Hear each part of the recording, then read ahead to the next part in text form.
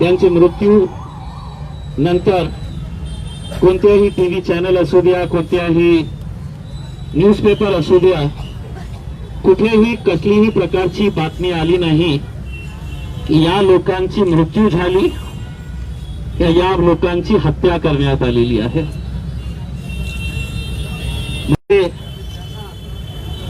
कोणाला आपल्या मुलाच्या नोकरीसाठी पैसे त्यांनी इकट्ठा केले होते, धंदा करण्यासाठी त्यांनी पैसे इकट्ठा केले होते, मुलीच्या लग्नासाठी पैसे इकट्ठा केले होते.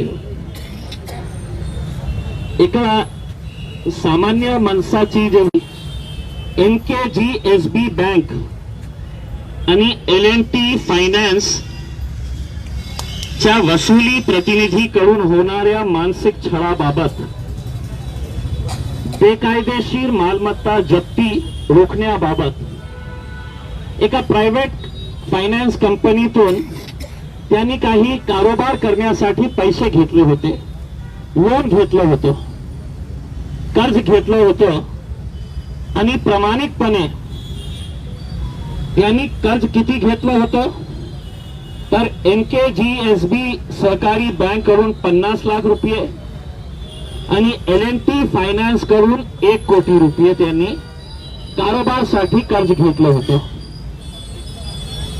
आता त्यांना जे मूळ रक्कम होती त्या 1 कोटीच्या ऐवजी त्यांनी ते L&T फायनान्सला 1 कोटी 3 लाख रुपये परत केले. 1 कोटीच्या ऐवजी 1 कोटी 3 लाख रुपये परत केले. पण करोनाच्या काळात काही त्यांची रेग्युलर ते परतफेड करण्यात आली नाही होती. आता L&T फायनान्स आणि NKGSB बँक यांचे जे गुंड, जे कर्ज वसुली करणारे लोक होते, ते त्यांच्या घरामध्ये घुसले, त्यांना घरातून बाहेर काढलं. आता हे परिवार जे आहे ते एका खोलीमध्ये राहतं.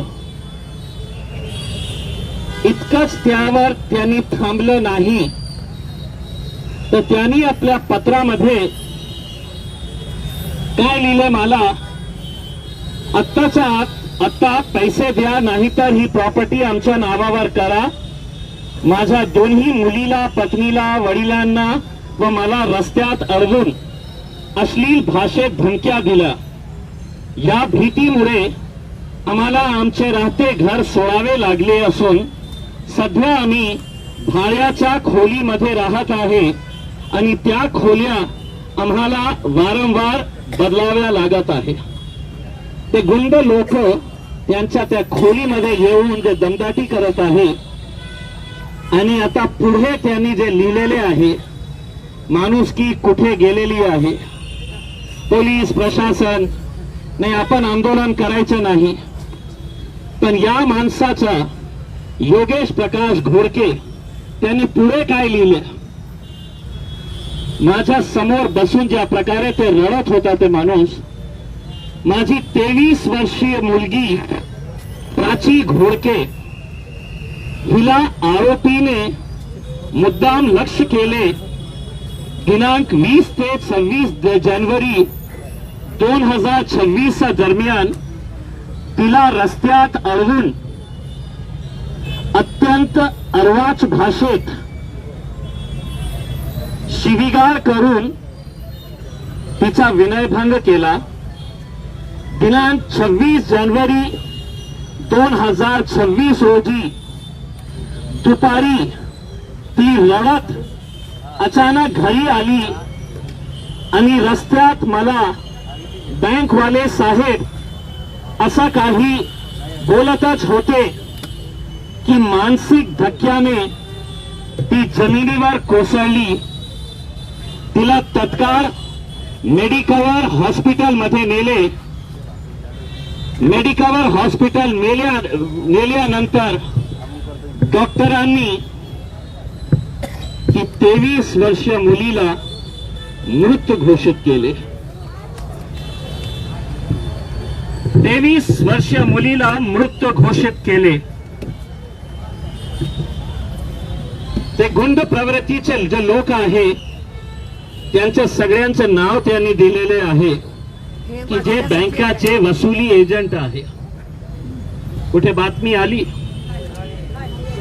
कोणत्या टीव्ही चॅनलवर बघायला मिळाली? काय हाल होत असेल या बापाचा की तिच्या 23 वर्षीय मुलीची एका प्रकारे हत्या होत आणि कोणीही दखल घेण्यास तयार नाही आहे.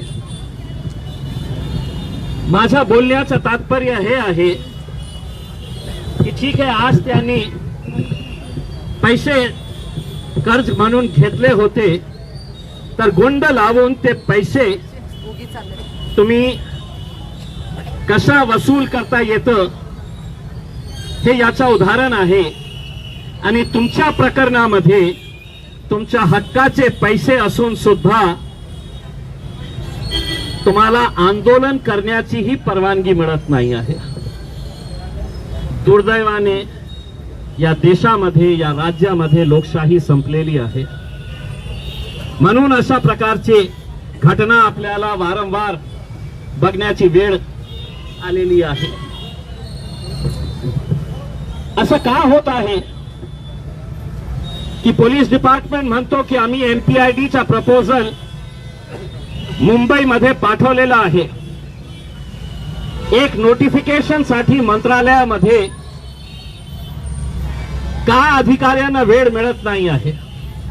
जोपर्यंत एमपीआयडीचं नोटिफिकेशन 50 कोटीचं नोटिफिकेशन आहे, जोपर्यंत ते नोटिफिकेशन निघणार नाही तोपर्यंत जी प्रॉपर्टी उर्वरित राहिलेली आहे त्याचा लिलाव शक्य नाही. आणि लिलाव झाला नाही तर तुमचे पैसे कुठून मिळणार हे प्रश्न आहे. आम्ही वारंवार हे सांगितलेलं आहे की तुम्ही प्रॉपर्टीज लिलाव करायला टाकत आहे. अनेक असे प्रॉपर्टीज आहे की ते कोणीही विकत घ्यायला येत नाही. आम्ही त्यांना सांगितलं की जे प्रॉपर्टीज कोणी विकत घ्यायला येत नसेल त्याचे जे ठेवीदार आहे त्यांना एकत्र करा आणि ते प्रॉपर्टीज त्यांच्या नावाने करून द्या. कमीत कमी तुमच्या हातात एक प्रॉपर्टी तर असेल. जितके पैसे तुम्हाला मिळायचे आहे ते पैशाच्या ऐवजी आम्ही त्यांना हे म्हटलेलं आहे की ते प्रॉपर्टी हे ठेवीदारांच्या नावाने करून द्या. कधी विकायचे आहे, किती पैशामध्ये विकायचे आहे ते ठरवतील. 1.5 वर्ष आम्ही प्रस्ताव पाठवलेला आहे, आतापर्यंत निर्णय झालेला नाही आहे. किती लाजवणारी गोष्ट आहे. काय होणार? हे जे आपण फोटोग्राफ्स बघत आहे, अजून एक लाईन, अजून एक लाईन, अजून 60 होते, 65 झाले, 70, 70च्या 75 होईल. आमची मागणी काय आहे? पैशाचीच मागणी आहे ना. आमच्या हक्काचे पैसे. आम्ही काय लाडली बहीण सारखं भीक मागत नाही आहे, किंवा आमची कोणतीही लाडली बहीण त्या सरकारच्या 1,500 रुपये नको, त्यांच्या हक्काचे पैसे द्या, ते 1,500 रुपये तुमच्या तोंडात मारेल आमची बहीण. पण सकाळपासून रात्री मी 12 वाजता इथे आलो होतो. असरारभाई होते, गज्जूभाई होते. त्यांनी सांगितलं की पोलिसांनी सांगितलं की हे पेंडॉल टाकायचं नाही, गाणी टाकायचं. काय मोठा क्राईम केलेला आहे हे लोकांनी की ते पेंडॉल मध्ये बसू शकत नाही. म्हणजे सगळे नियम आमच्यासाठी. पैसे खाणारा ते मानकापे जेव्हा हे पैसे खात होता तर नियमाप्रमाणे खात होता का? सगळ्यांना पैसे, मीडियावाल्यांना पैसे, डीडीआर ऑफिसला पैसे, सुरुवातीला पोलिसांना कशा त्यांनी दाबून ठेवले होते ते सगळं माहित आहे सगळ्यांना. आणि आज याच्या बाबतीत जेव्हा आम्ही आमच्या हक्काच्या पैशाची मागणी करण्यासाठी येत आहे की नाही साहेब या चर्चासाठी या, किती वेळा आम्ही चर्चा करणार, काय ठोस निर्णय तुम्ही केलेला आहे. मी असं नाही आहे की काल हे घोषणा केली की आज आपल्याला बसायचं आहे, की सरकारला काही माहित नाही होतं. एक महिना अगोदर जेव्हा आम्ही इथे बसलो होतो त्यावेळी आमची मीटिंग झाली होती कलेक्टर साहेबांसोबत आणि त्यावेळी आम्ही त्यांना स्पष्टपणे सांगितलं होतं की 1 महिन्याचा टाइम आम्ही देत आहे, त्याच्यामध्ये काहीतरी ठोस निर्णय घ्या. काय झालं तर एक मीटिंग झाली. मीटिंग कशा झाली की आढावा बैठक, की आतापर्यंत काय झालेलं आहे. मला माझा काही कलेक्टर साहेबांच्या बाबतीत हे नाही आहे आक्षेप, कारण ते नवीन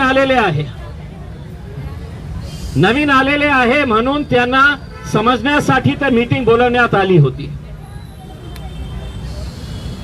आता आम्ही पुन्हा जाणार, पुन्हा बसणार, पुन्हा तेच ते आपल्याला सांगणार की काय आम्ही करणार आहे.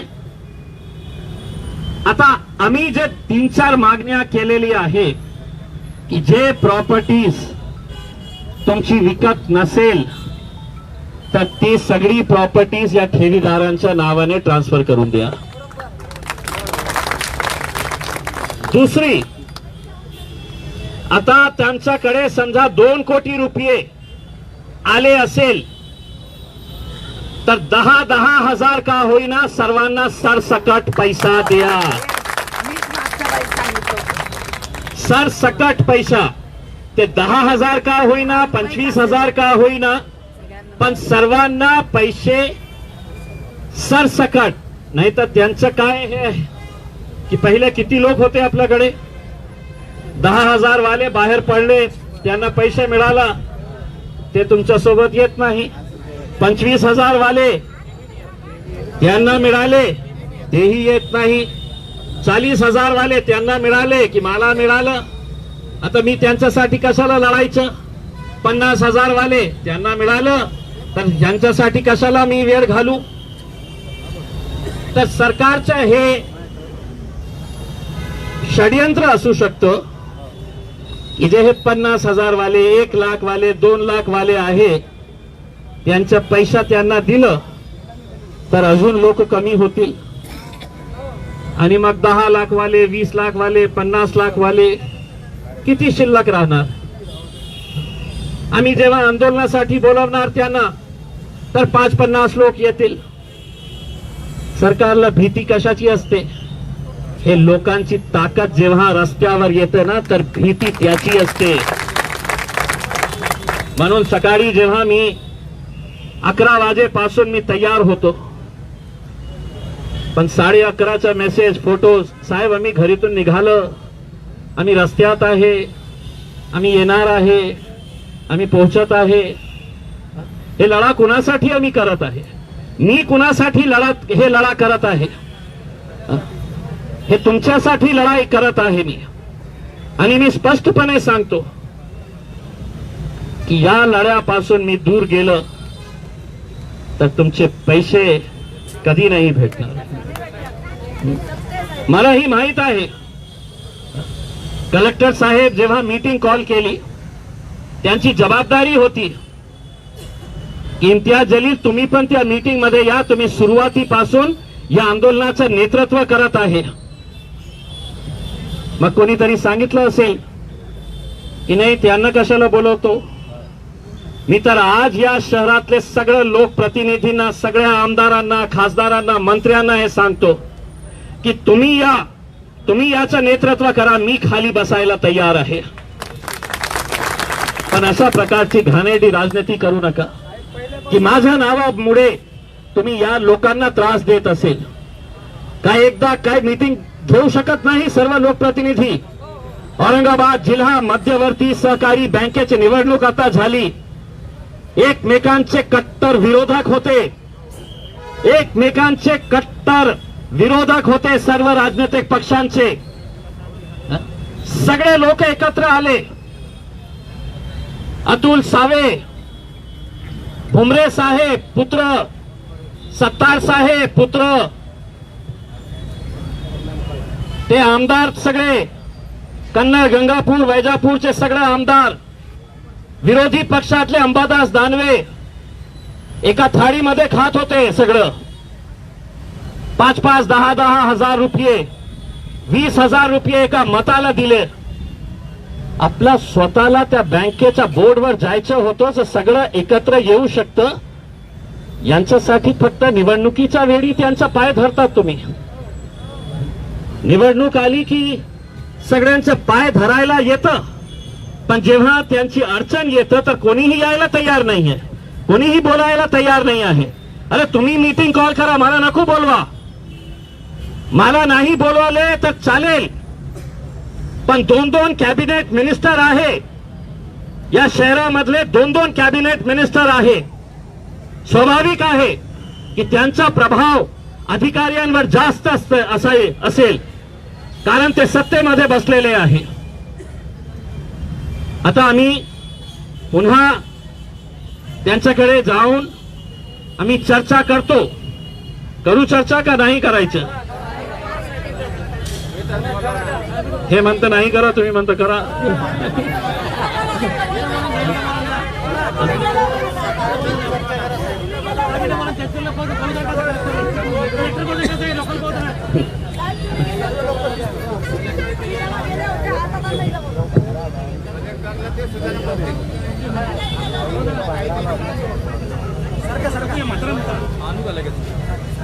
त्यांना कलेक्टर साहेबांचा चेहरा बघायचा आहे, ते म्हणतं की कलेक्टर साहेबांना इथे बोलवा. मी तेव्हा साहेबांनाच फोन देतो.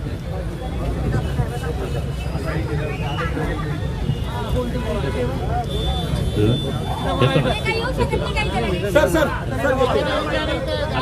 सर हो ताई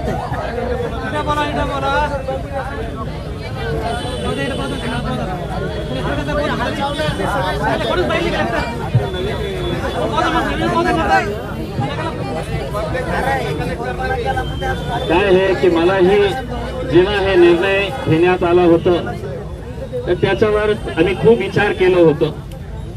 इतके सारे म्हातारे लोक, इतके सारे वयोवृद्ध बुजुर्ग लोक, 70, 75, 80 वर्षाचे, ते कशा आमच्या सोबत बसतील? पुन्हा एक मागणी मी पोलिसांना आपल्या मार्फत करतो की एक 3-4 दिवस अगोदर पूर्वी सरकारने एक GR काढलेला आहे की जितके राजकीय केसेस लोकांवर करण्यात आलेला आहे ते परत घेता येणार आहे. मग आदर्शच्या केस का परत घेता येत नाही? आदर्श लोकांवर जे केसेस रजिस्टर करण्यात आलेला आहे, किती लोकांना नोटिसेस पाठवण्यात आलेली आहे की तुम्ही या कोर्टामध्ये, नाहीतर तुमचा नॉन बेलेबल वॉरंट निघेल, तुम्हाला अरेस्ट करण्यात येईल. अनेक आदर्श ठेवीदार आहे. मी आज पोलिसांना हे सांगतो की त्या केस मध्ये आरोपी नंबर 1 जे आहे ते इम्तियाज जलील आहे. तुम्ही माझं नाव त्या केस मध्ये ठेवा, पण माझे हे सगळं बंधूंचं नाव त्या केस मधून बाहेर काढा. तुम्ही सगळं काढा. मी फेस करायला तयार आहे, मी हे केस लढायला तयार आहे. पण हे गोरगरिबांना नोटिसेस पाठवून बेल घ्या तुम्ही. काय चूक काय होती त्यांची? असाच एक अधिकारी बसला होता की नाही, मी माझ्या कॅबिन मधून बाहेर येणार नाही. ते विभागीय आयुक्त जे होते, नाही मी माझ्या AC कॅबिन मधून बाहेर येणार नाही, येऊ शकत नाही, नियम असा, मी येत नाही. आलो होतो, तुमच्या ताकदीने आलं होतं, तुमची ताकद होती म्हणून ते बाहेर आलो होतो. आता मलाही माहित आहे की अनेक वयोवृद्ध सकाळपासून इथे बसलेले आहे. माझ्या प्रामाणिक इच्छा पोलिसांनाही वारंवार मी सांगतो, माझी काही इच्छा नाही आहे. असं नाही आहे की माझ्याकडे काही काम नाही आहे. तर म्हणून मी दर काही दिवसाने तुमच्या सोबत इथे बसतो. तुम्ही यांचा पैसा द्या, संपला विषय. कशाला येणार आम्ही इथे बसायला. आणि आता आपण जसं 1 महिन्याचा टाइम दिलो होतो, आता पोलिसांनाही हे सांगतो, काही दिवसांनी या बिल्डिंगवर नाही का लाइटिंग असणार आहे. सर्व सरकारी बिल्डिंग्सवर खूप सारी रोषणाई करण्यात येईल. कशासाठी? 15 ऑगस्ट देश स्वतंत्र झालं होतं म्हणून हे साजरं करण्यासाठी. हे देशवासी नाही आहे का? हे काय बांगलादेश आणि पाकिस्तानहून आलेले आहे का? तुम्ही रोषणाई लावून तुम्ही स्वतंत्र दिवस साजरा करणार आहे. आता मी सरकारला पुन्हा एक इशारा देतो. 17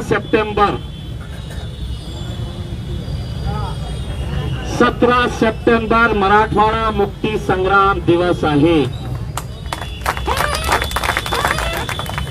आपण या दिवशी मग 1 दिवस नंतर आपल्याला आजादी मिळाली होती आणि 17 सप्टेंबरला दरवर्षी पुन्हा लाइटिंग लावण्यात येतं.